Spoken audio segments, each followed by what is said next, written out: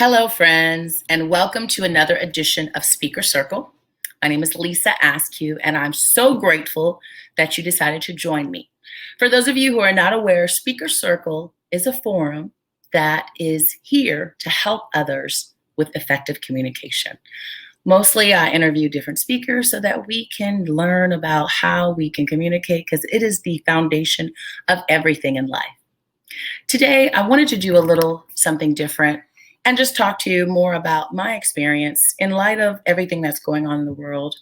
I first want to send my deepest condolences to the family of George Floyd and all the others who have been affected recently, Ahmaud Arbery, Breonna Taylor, and the others that are not even listed. And just to know that our hearts and our condolences are with you all. And I also want to send deep condolences to anyone who's affected right now. If it's COVID that you're affected by, or some of the things that are going on in your community. It's important for us to acknowledge everyone's pain and not to judge where people are. With that being said, one of the things that I love to discuss and talk about is cultural competency. And that's what I want to talk about a little bit because communication is the key for everything in life. If you can communicate effectively, you're going to break down walls and barriers, you'll create more understanding, and you will be a better person in the long run. Just to share a little bit about my story, I am the daughter of an African-American man and a South Korean woman. My father grew up in an economically depressed area of Jacksonville, and he joined the military like most people do to travel the world and to gain new experiences. With that, he met my mother, and she is also from an economically depressed area in South Korea, and they met, got married, and here I am.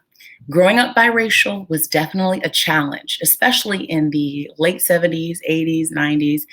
People constantly questioned me and asked me, what you is, girl? Who are you? And are you Chinese? And I just got every kind of question under the sun. So it really built a lot of thick skin for me. And I had the experience of going to school in a very culturally diverse area.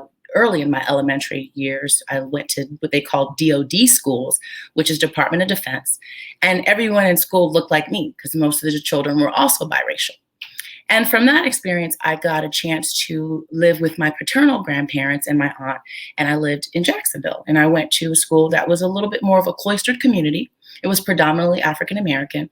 And my graduating high school class, which I love my high school, go William Raines, I was probably the most diversity that we had.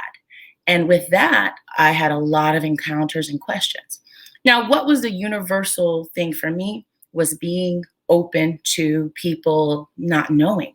I didn't automatically assume people were racist or just mean-spirited. I realized they didn't know any better. Now, from going to a high school like that, I went to the University of Florida, which is a polar opposite experience from my high school experience. At the UF, I met Caucasian individuals who had never touched a Black person. And this is in the late 90s. And the reason being, they grew up in very cloistered communities themselves. And they only saw Black people on TV. So it was interesting. And instead of taking offense, I took it as an opportunity to kind of open up and bridge the gap and be their introduction to things. And I had to teach a lot of people. Everyone who's Asian is not quote unquote Chinese. There's so many different facets of Asian culture. You have hundreds of them, and I can't even name them all, but there is. And just like everyone who is Black is not African American, there are so many different facets of Blackness and beauty. So all that comes down to having dialogue, being culturally competent, understanding a little bit more. I think that that's been the universal savior for my life, is just being open, understanding what other people have to say, and really listening. And that's what I want to talk about today, is just cultural competency. And it's not about our will and our actions it's about our will and our actions to build understanding and respect between people open to different cultural perspectives, strengthening cultural security, and working towards equality and opportunity. Now, cultural competency is just not about race. It's also about generational differences and socioeconomical differences, because your culture has a lot to do with the community you grow up and how you grew up. If you are in a more economically depressed area, then you're going to see a lot of economically depressed attitudes, and people will be more in a survival mode. And there's luxuries that you may not understand how other people can have or not have. Vice versa, if you come from an affluent community, it may be hard for you to understand why somebody would be in an economically depressed situation. You may feel that they're not working hard enough, or they don't, well, how do they not have the opportunities? Not knowing that sometimes being in economically depressed situations are like quicksand. It will suck you in. And if you are in an affluent situation, it may be hard for you to understand that person's viewpoint. So that engrosses all of cultural competency. A big piece is the generational differences. Right now, we have a lot of different people displaying their concern, their anger, their hurt in different ways. And I have even had to been checked from some of my friends that I can't judge what people do in their actions. I can just control what I do. And just because someone displays acts that you wouldn't agree with, you want to be culturally competent and understand that every generation and every person's journey is different. And that's why they're reacting the way they're reacting. So today I want to share with you some quick tips on how you can be more culturally competent while communicating effectively. And I came up with a quick acronym that stands for LEARN. We want to learn how to be culturally competent. And in order for you to do that, you want to first do the number one rule in all effective communication is to listen to understand. Now, I want to marinate that. Listen to understand. A lot of times we listen to people and we are already formulating our rebuttal. We already think we know what they're going to say. So we're not really listening to understand. My grandmother used to say to me, you have 2 ears and 1 mouth, so you can listen twice as much as you talk. And it's true. Really listening to what the person's saying. If it's a pain, if it's a hurt, if it's an experience, it will give you so much power if you listen to understand. And then speak to be understood. When you are talking, make sure you're taking in everything the person said and respond accordingly. If you listen to understand, it'll be easy to do. The next thing with being culturally competent is empathize. One of my favorite quotes about empathy is seeing the world through someone else's eyes, hearing the world with someone else's ears, and feeling the world with someone else's heart. We all have different experiences, and no one's struggle is worse than someone else's. I'm going to repeat that. No one's struggle is worse than someone else's. Whatever struggles that you're dealing with in your life are for you. And it's really, we shouldn't judge or disrespect other people's struggles as well. And empathy helps you understand that. So truly, if you want to be more culturally competent, you need to empathize. The next thing is ask clarifying questions. If you don't know something, ask. We shouldn't just make assumptions. We shouldn't just assume that all particular culturally subset of people are a certain way. My mother, I said to you, is South Korean, and she is truly straight Korean. I've had friends say to me, oh my gosh, your mom is a little Asian lady. Yes, she is. And when the coronavirus came out and people were like, oh, the Asians are this and that, it was semi-offensive because every single Asian person did not create the coronavirus.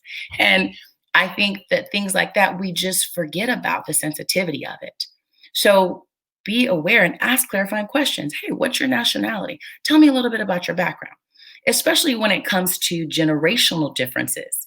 We have baby boomers versus Gen X, Gen Z, millennials. Everyone has a different way of processing things. And to be culturally competent, if you ask the clarifying questions, you'll gain so much understanding. The next thing with learning to be culturally competent is to read and research. Google, I like to say GTS, Google that subject. There's nothing under the sun you cannot research or learn more about. I love on social media how people share so many articles. It's great. It's thought-provoking. It really engages dialogue, and it helps us to research and understand. Think about a situation where you may have felt one direction, and after you were enlightened and got more information, how your whole perspective changed. And that comes from reading and researching. Doing that will help you become more culturally competent. And finally, the N is now. Now is the time to navigate and narrate. If you know of someone around you that is not really understanding things, help them navigate. Help change their narrative by sharing experiences, by listening to understand, by speaking to be understood, by having more empathy, because that is what is going to start us coming together and being more culturally competent. Now, let me just give a disclaimer. I'm not sitting here saying I know the solution to the world's problems. I'm just sharing with you what I have done to take extreme ownership, because ultimately, the only thing we can control is what we can control. And one of those things is your reaction and also what you put out. You have 100% control over that. So make sure that it's whatever you think is in your best interest and the interest of others. I just want to send all the great vibes out to everyone. I know we have a few comments and things in the chat if there's any questions that you have. And cultural competency is something that I offer as a service. So if you know of a business or an entity that could benefit from learning how to be more culturally competent, please let me know. If you want more tips on how to be culturally competent, send me a direct message and I'll be happy to add you to my mailing list, because we will be doing a lot more things surrounding cultural competency and how we can join and just get the narrative different for us. I really love everyone. If anyone had any questions, I see a few comments in the chat. Thank you all for joining in and stepping in. And please share your stories with me and let me know how you've overcome and been more culturally competent in your world. At the end of the day, let's all just grow together. This is a great way for us to have some dialogue and to acknowledge everyone's hurt and to help each other get through this and become better on the other side. Let's keep growing together. Thank you for tuning into this edition of Speaker Circle.